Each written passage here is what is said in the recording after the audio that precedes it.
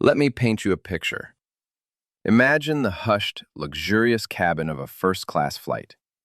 A supervisor, his chest puffed out with that particular brand of self-importance, is leaning over a passenger. His voice is low, but sharp. "Ma'am," he says, a sugary smile failing to hide his cold eyes.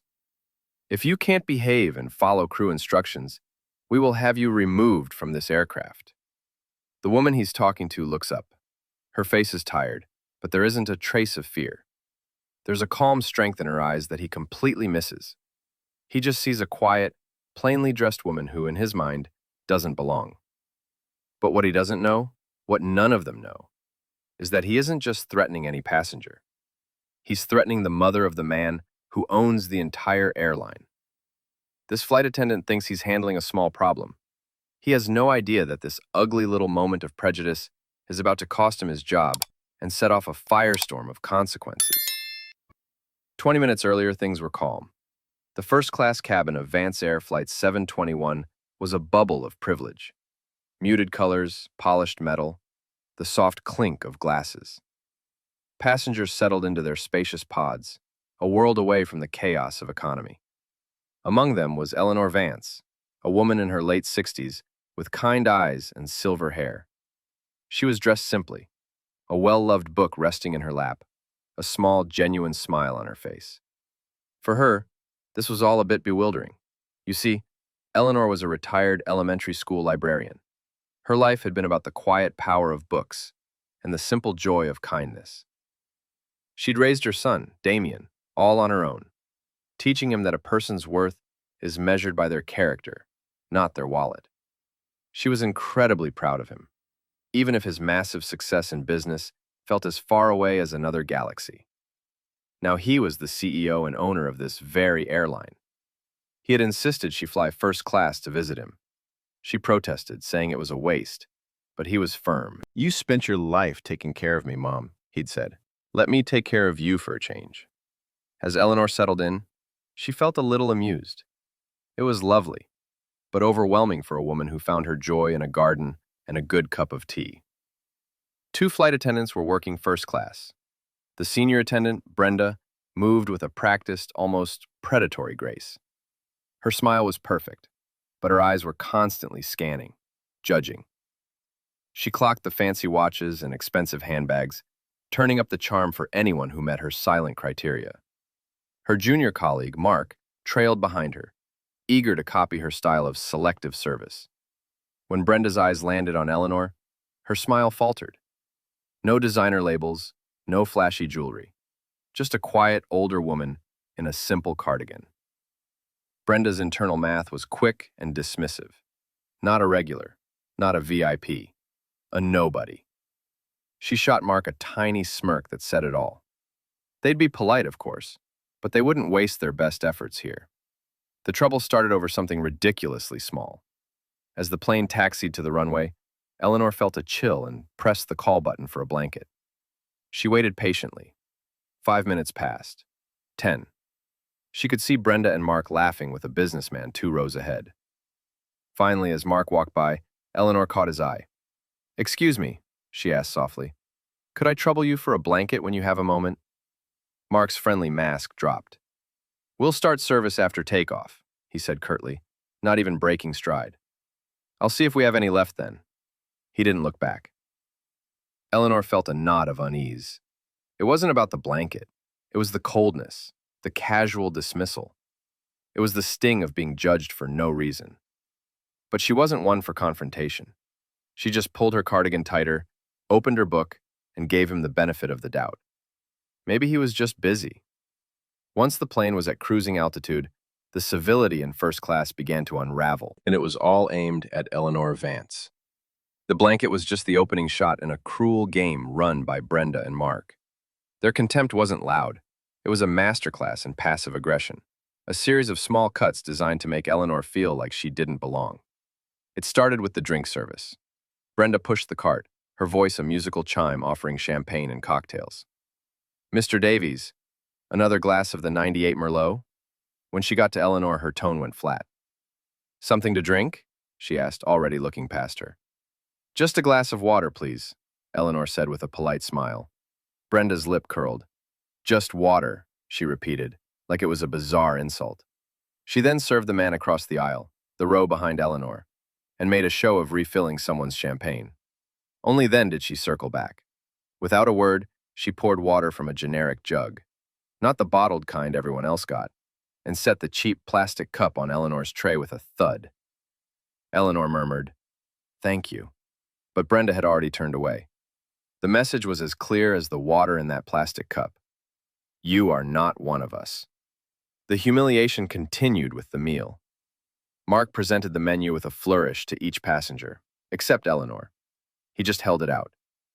"The fish is gone," he stated flatly, "and we're low on the beef." His tone implied it was her fault. "Oh," Eleanor said, a little surprised. "Well, the chicken sounds lovely." Mark let out a dramatic sigh. "I'll have to check." He returned with a tray that looked like it had been thrown together. He set it down without a word, while Brenda served the beef to the man in front, making sure Eleanor saw the grand presentation. By now, other passengers were noticing. A young woman gave Eleanor a sympathetic look. An older man frowned over his newspaper, but nobody said anything. This silent audience only made Eleanor feel more isolated. The cruelty peaked when Brenda and Mark gathered in the galley, thinking they were out of earshot. Their voices carried. "I cannot believe they let someone like that into first class," Brenda said, her voice dripping with disdain. "Her cardigan is 100 years old," Mark snickered. "Probably won a radio contest. She asked for just water. Can you imagine? She's probably going to steal the silverware," Brenda added, and they both laughed. Every word was a poisoned dart. Eleanor sat perfectly still, her face a calm mask, but inside, a deep hurt was spreading. This wasn't about a blanket anymore. It was about dignity. She had taught hundreds of kids that kindness costs nothing, and respect is for everyone. And here she was, in a seat that cost thousands, being treated like she was worthless. She stood up to use the restroom, but Brenda and Mark were blocking the galley, still mocking her. She waited patiently by her seat for them to move. Brenda noticed her and saw an opportunity. "Ma'am, is there a problem? You need to remain seated." "I was just waiting to use the lavatory," Eleanor explained calmly. "You and your colleague were in the way." This was the opening Brenda wanted. "Are you accusing my staff of blocking you?" she asked, her voice rising. "I've had enough of your attitude. I'm calling the purser." Minutes later, the purser, Mr. Harrison, arrived.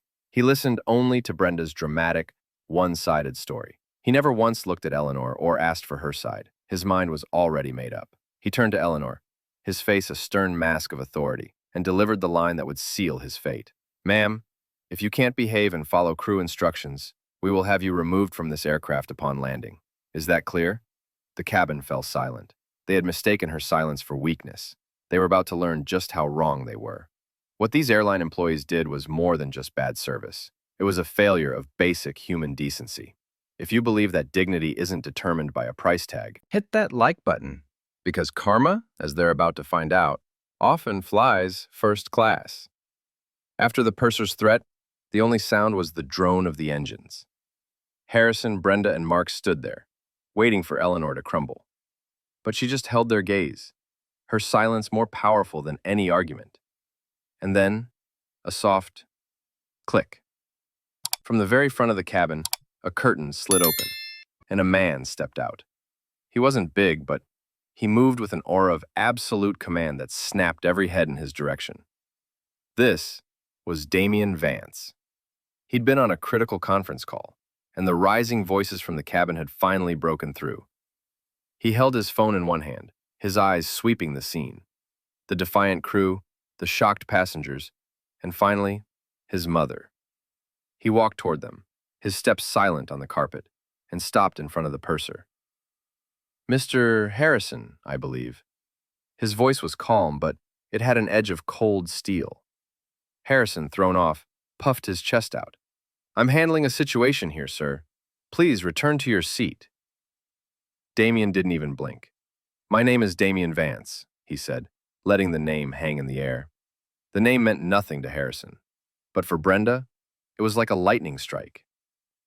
Vance, as in Vance Air. Her face went white. It couldn't be. Damian's gaze shifted to his mother, and the coldness in his eyes melted into pure concern. "Mom," he said softly. Are you all right? Eleanor nodded. I'm fine, Damien. It's just a misunderstanding. I don't think it is, he replied, his eyes hardening as they snapped back to the crew. I was trying to conduct some important business, he said, his voice dropping to a menacing whisper. But your staff's harassment of a passenger has become a distraction. So I'm going to ask you one time. Why are you threatening to remove my mother from this aircraft? He said those two words, my mother, with quiet, deliberate emphasis. In that instant, the reality of the situation crashed down on the three crew members. Harrison's jaw went slack. Your mother? He stammered, looking from Damien's powerful face to Eleanor's quiet one. The pieces clicked into place with the force of a guillotine. Brenda let out a strangled gasp. Mark just stared, his face a mask of pure panic. Damien didn't wait for an answer. I heard you deny her a blanket, he said, his voice a chilling indictment. I heard you mock her for ordering water. I heard you in the galley, laughing about her clothes, suggesting she would steal the silverware. I heard every single word. He turned his piercing gaze on Brenda. You judged a woman who has more integrity in her little finger than you could ever hope to have. You are the face of Vance Air. You are supposed to represent respect and dignity. You have failed, spectacularly. He then looked at Mark. And you chose to be a bully instead of a professional. Finally, his eyes locked on Harrison. And you're a supervisor. Your job is to de-escalate and listen. Instead, you came here, made an assumption based on prejudice, and you threatened my mother. You are a disgrace. The other passengers were transfixed, witnessing a corporate execution at 35,000 feet. Damien looked at the three of them, their arrogance shattered, and delivered the final blow. Your careers with Vance Air are over. For a second, Harrison tried to rally. You can't do that, he blustered. There are procedures. We're in a union. You're mistaken, Damien said with icy certainty. I can, and I have. My legal team will be happy to walk you and your union rep through the gross misconduct clauses in your contract. The ones about discrimination and passenger harassment. I know them well. I wrote them. He pulled out a satellite phone and dialed a number. This is Vance, he said, his eyes still locked on the three. I need security to meet Flight 721 at the gate. We have 3 former employees who need to be escorted from the premises. The termination is effective immediately. He paused, then said, Thank you, and hung up. It was over. Brenda finally broke, tears of self-pity ruining her makeup. Please, she whispered, I have a mortgage. You meant every second of it, Damien countered, his voice devoid of sympathy. This isn't a punishment. It's a consequence. You are not qualified to wear this uniform. Find a career that doesn't require basic human decency. He then turned his back on them, as if they'd already vanished, and walked to his mother. He gently took her hands. Mom, I am so sorry, he said, his voice thick with emotion. I wanted you to have a perfect flight, and instead, you were subjected to this. Eleanor squeezed his hand. Oh, Damien, it's not your fault. You can't control everyone. Maybe not, he replied, but I can control who works for me, and I promise you, this will never happen again. Damien then addressed the other first-class passengers. His voice was firm and sincere. Ladies and gentlemen, my name is Damien Vance, and this is my airline. I want to offer my deepest apologies for what you witnessed today. This was a complete failure of everything we stand for. Every one of you will be fully refunded for your flight, and you will each receive 500,000 air miles. But no amount of money can undo this ugliness. Only meaningful change can. He then knelt beside his mother and took the cheap plastic cup from her tray. He pressed the call button. A new flight attendant appeared instantly. Yes, Mr. Vance, she asked, trembling slightly. My mother, Damien said gently, would like a blanket and a bottle of still mineral water. And please, bring her the dessert menu. I believe she fancies the chocolate lava cake. He looked at his mother and smiled. It's your favorite, isn't it? Eleanor smiled back, the hurt finally fading, replaced by love for her son. He wasn't a CEO. Hashtag meta. He was just her boy, taking care of his mom. This story is a powerful reminder of how quickly things can change. While it may be a modern parable, the lessons it holds are very real. The legend goes that this incident didn't just end with the plane landing.